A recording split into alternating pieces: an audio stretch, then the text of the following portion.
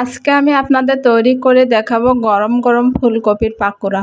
মচমচে ও ক্রিস্পি। আপনারা শীতের সন্ধ্যায় এই ফুলকপি দিয়ে গরম গরম এই পাকোড়াটা তৈরি করে নিতে পারবেন, খেতে অনেক ভালো লাগবে।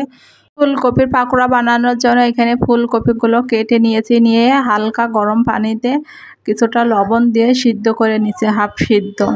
এখন ফুলকপিটা সিদ্ধ করে নেওয়া হয়ে গেছে। 1 কাপ নিয়ে নিয়েছি বেসন, হাফ চামচ দিয়ে দিয়েছি খাবার সোডা। অবশ্যই খাবার সোডাটা হাফ চামচ দিয়ে দেবেন, অতিরিক্ত দিলে কিন্তু কালারটা নষ্ট হয়ে যাবে, তিতা লাগবে, খেতে ভালো লাগবে না। স্বাদ মতন দিয়ে দিচ্ছি লবণ, হলুদ গুঁড়া দিয়ে দিচ্ছি 2 চামচ, কালো জিরা দিয়ে দিচ্ছি, ধনে পাতা কুচি আর শুকনো মরিচ গুঁড়া দিয়ে দিচ্ছি। দিয়ে অল্প অল্প করে পানি দিয়ে বেসনটা মাখিয়ে নিয়েছি।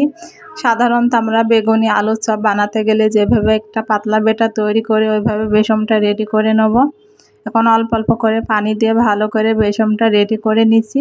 দেখুন হাতের সাথে লেগে আসবে, তখনই বুঝতে হবে যে বেসনটা রেডি হয়ে গিয়েছে। দেখুন হাতের সাথে লেগে যাচ্ছে, এটা পড়ে যাচ্ছে না, এখন রেডি হয়ে গিয়েছে।